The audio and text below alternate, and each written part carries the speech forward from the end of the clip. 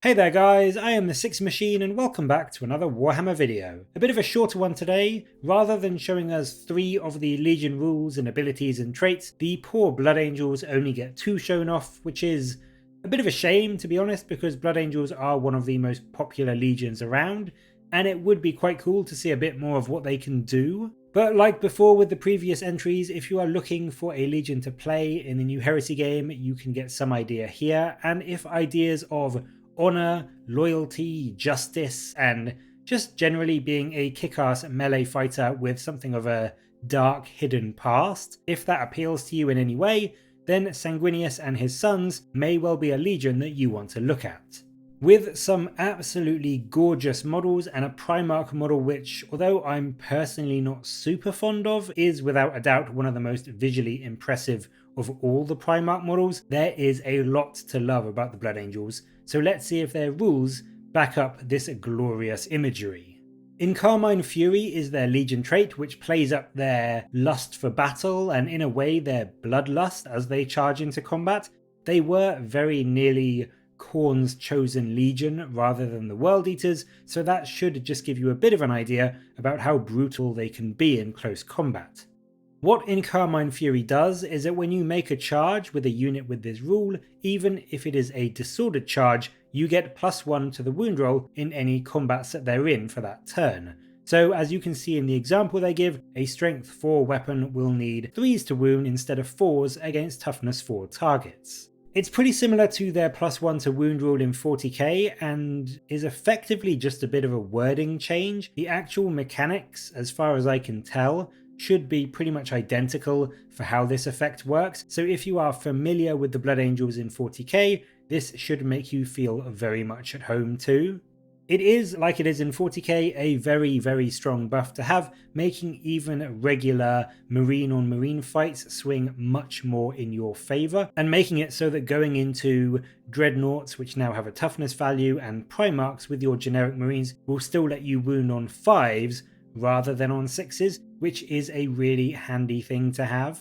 There are a few things to note. In Heresy there is a wound cap, so strength 4 cannot wound toughness 8, not even on a 6, it's just impossible, so this won't affect that as far as I can see. And on top of that, you don't wound vehicles, you just try to pen them with your roll, so this won't give you a bonus towards that as well. So there are some limitations to this bonus compared to just say a flat +1 to hit instead, but still it is a very good rule for making your units that much more effective at clearing enemy infantry and toughness based models, and so from that perspective I do think it is a really handy rule to have on pretty much all of your guys. You also get +1 strength to ram attacks with your vehicles, which again is nice for last ditch attempts to push enemies off objectives or just go around charging into enemies and trying to run them over. It is a nice little bonus to have, but I think the big takeaway with this Legion trait is really that buff to your wound rolls, and it is genuinely a very nice buff to have.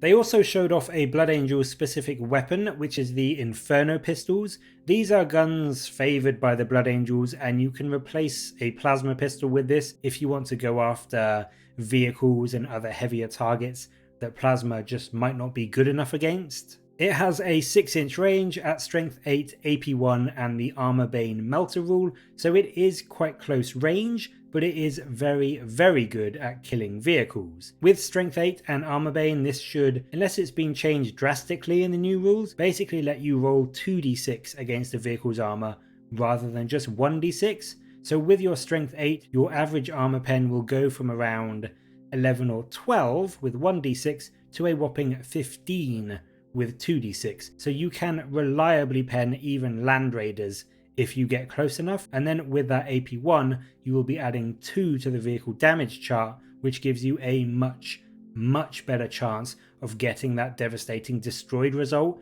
and just taking the vehicle completely out the game. I think it's quite cool that any model can exchange their plasma pistol with this, and will mean that Blood Angels can very easily be the bane of vehicles everywhere if you load up on a lot of squads with these guns.